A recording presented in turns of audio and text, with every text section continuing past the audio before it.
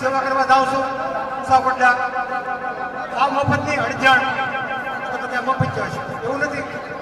તો મારે થોડાક ભગવાનના બાપુના સાનિધ્યમાં બાપુ મારી દીકરીની વાડી આવી ગયા, મારી વાડીએ નહીં મારી દીકરીની વાડી આવી ગયા, વડલો રોપવા અને હાજરી આપવા માટે આવી ગયા છે.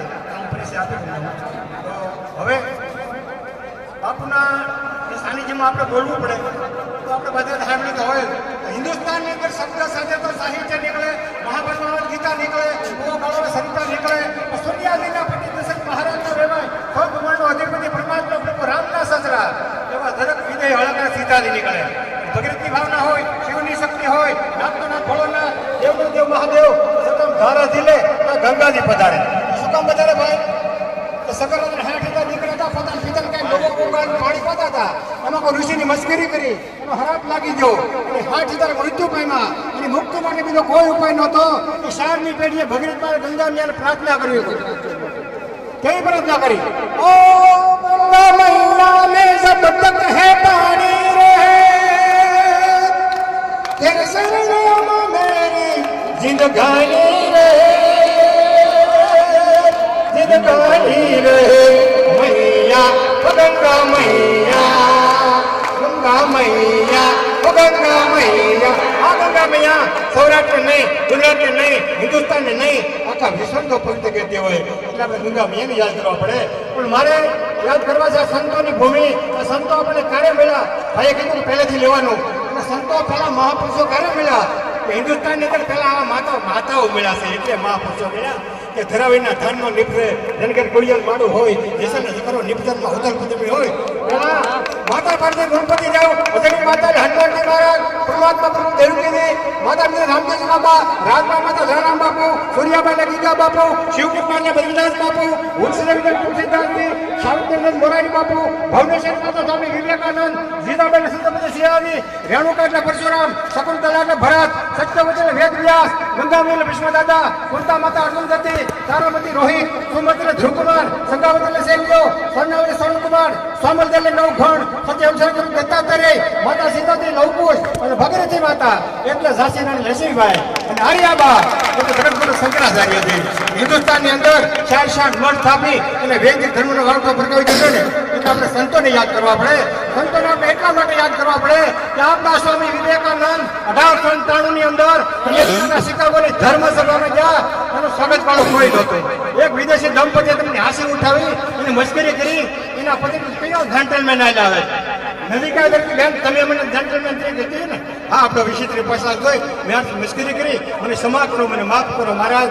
ના બેન, આનું મને દુઃખ નથી થયું, આનું મને શોભ નથી થયો, પણ અમારા હિન્દુસ્તાનના સંતોને માટે આનો તમે જવાબ જરૂર આપીશ કે બેન તમારા દેશમાં જેન્ટલમેનનું સર્જન દર્દીઓ દ્વારા થતો છે અને અમારા દેશમાં જેન્ટલમેનનું સર્જન આવા સંતો દ્વારા થાય છે.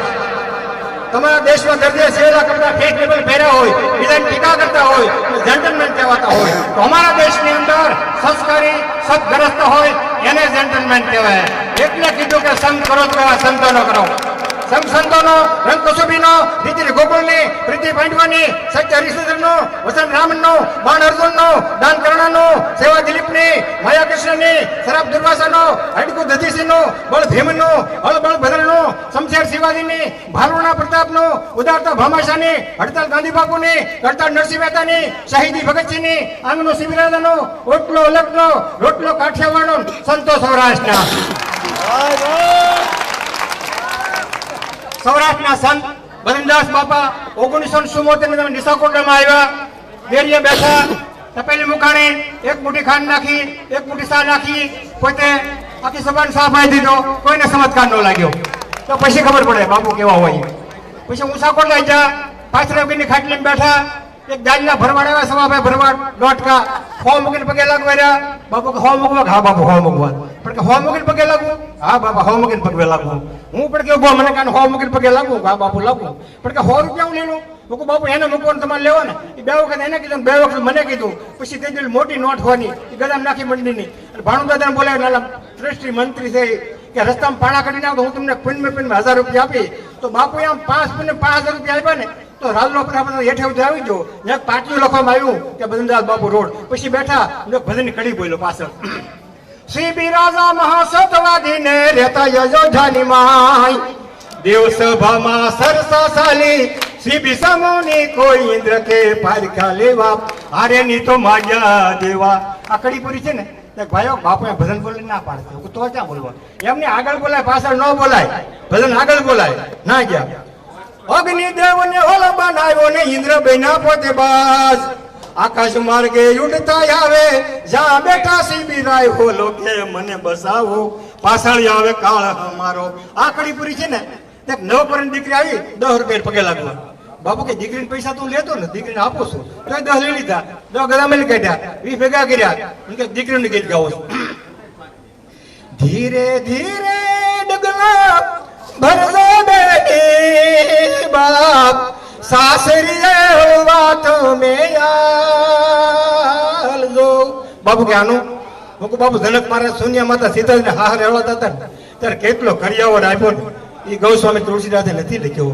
સંસ્કારો કેટલા આપ્યા ને એ લખ્યો. શું લખ્યું કે દાદા ને રડતા તો મેલો બેઠી બાપ સસરા ને હસતા તો મેરા કરો.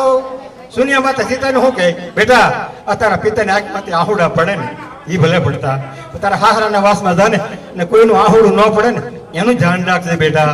તો સીતાજી શું વાપે કે માં અમે સારે બહેનો એકારે હાહરે જઈશ મારા પિતાની ઉંમર 70 વર્ષની થઈ જશે તું એને ધ્યાન રાખજે પણ હાહરાના વાસમાં જાય ને તાર સુખ ને કોઈ દી યાદ નહીં કરું માં દુઃખ ની કોઈ દી હું ફરિયાદ નહીં કરું. એ હાહરાના વાસમાં આવી જા કૌશલ્યમાન પગે લાગ્યા એ વંદન કરતી વખતે કૌશલ્યમાન પોસા પલ્લી જા એટલા આહુડા પડ્યા. તારે કૌશલ્યા પૂછે કેમ બેટા એટલા બધા આહુડા પડે છે. સીતાજી જવાબ આપે કે માં આર્યપુત્ર વનમાં જાય છે કદાચ મને સાથે લઈ જાય ભોગવવા પડતા દુઃખ એમને ગણાવ્યા ને એટલે આવું નથી પડતા માં. તો બેટા શેના પડે એ તો કે કદાચ મને ઘરે મૂકીને જાય અને મારે એનો વિયોગ સહન કરવો પડે એટલે આવું નથી પડતા. તો શેના પડે એ તો કે હવે સીતાજી જવાબ આપે માં હું અવધ નરેશ દશરથ મહારાજની પુત્ર વધુ છું માં. આ પહેલી વાર પ્રસંગ બને છે કે આપની હાજરીમાં હું આર્ય પુત્રની સાથે વાત કરું છું. એમાં જો કે રઘુકુળની મર્યાદા તૂટતી હોય ને તો આ જનકની પુત્રીને માફ કરજો માં. એટલે સંતો કહે છે કપડા ફાટી જાય તો વાંધો નહીં પણ સંસ્કારોના પાટણ ધ્યાન રાખવું પડે. આવું સંતોનું ચિંતન છે. એટલે ફાટેલા કપડાએ અને ગરીબ માત્ર લાદવું એમાં કોઈ લાયકાત ન હોય. સોમાહાના શહેરા અને સરકારના ડંડા આનો કોઈ ધોખો ન હોય. કવિ આવું લખે છે. પણ હવે મારે ખાલી 3 જ પંક્તિ કહેવી છે બરનદાસ બાપાની. એનું મંદિરનું ખાતમુહૂર્ત હતું ને 38 ફૂટનો પાયો છે 148 ફૂટનું શિખર છે.